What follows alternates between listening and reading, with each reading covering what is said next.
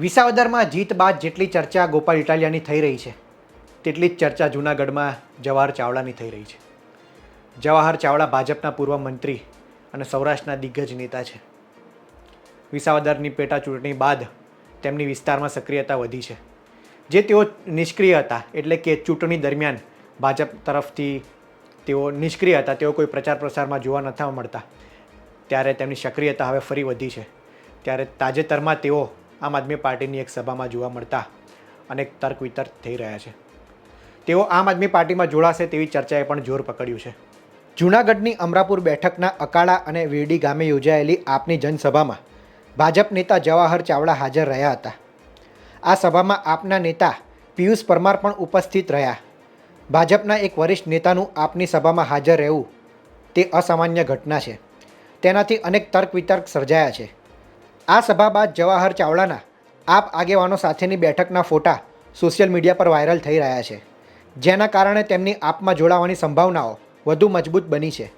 પૂર્વ મંત્રી જવાહર ચાવડા અચાનક ફરી સક્રિય થયા છે. તેમણે જૂનાગઢમાં ફરી સભાઓ યોજવાનું શરૂ કર્યું છે. તાજેતરમાં તેમણે ફરીથી રોજગારનો મુદ્દો ઉઠાવ્યો છે. આ બાદ તુરંત જ તેમનું આપની સભામાં હાજર રહેવું એ સુનિયોજિત રાજકીય ચાલ હોવાનું મનાઈ રહ્યું છે. જવાહર ચાવડાના સમર્થકો માની રહ્યા છે કે આ તેમની શક્તિ પ્રદર્શનની એક રીત છે. આ ઘટનાથી સૌરાષ્ટ્રના રાજકારણમાં ચર્ચા જામી છે.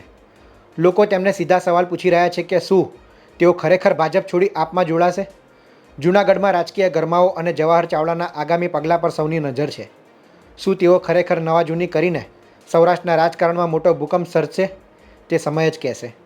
વિસાવદરમાં ગોપાલ ઇટાલિયાએ જીત બાદ કાર્યકરો સાથે ઉજવણી કરતા જવાહર ચાવડા જિંદાબાદના નારા લગાવ્યા હતા.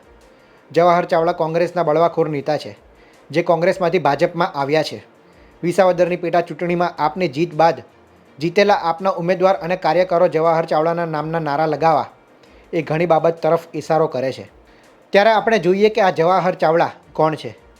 જવાહર ચાવડા એટલે સૌરાષ્ટ્રના નેતાઓમાં અગ્ર હરોળનું નામ. વર્ષ 1990માં માણાવદરથી તેઓ માત્ર 26 વર્ષની ઉંમરે પહેલી વખત ધારાસભ્ય બન્યા હતા.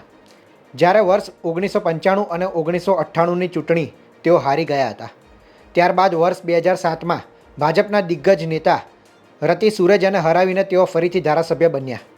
વર્ષ 2012 અને 2017માં તેઓ વિધાનસભાની ચૂંટણી જીત્યા. દાયકાઓ સુધી કોંગ્રેસમાં રહ્યા બાદ વર્ષ 2019માં પક્ષ પલટો કર્યો અને ભાજપમાં જોડાયા હતા. રૂપાણી સરકારમાં તેઓ કેબિનેટ મંત્રી પણ રહ્યા હતા. વર્ષ 2022 વિધાનસભાની ચૂંટણીમાં તેઓને ટિકિટ તો મળી, પરંતુ અરવિંદ લાડાણી સામે તેમની હાર થઈ. જે બાદ સતત તેઓ મનસુખ માંડવિયા વિરુદ્ધ પ્રહાર કરતા જોવા મળ્યા. જવાહર ચાવડા ભાજપ વિરુદ્ધ અનેક આરોપો લગાવતા રહ્યા.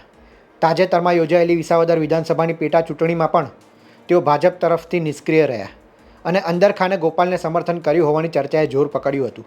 ગોપાલ ઇટાલિયા વિસાવદરની ચૂંટણી જીત્યા બાદ આપ નેતાઓ સાથે તેમની સક્રિયતા વધી છે. આગામી સમયમાં જિલ્લા અને તાલુકા પંચાયતની ચૂંટણીઓ આવી રહી છે, ત્યારે જૂનાગઢના વાતાવરણમાં ચોક્કસ નવા જૂની થાય તેવી સંભાવનાઓ રહેલી છે.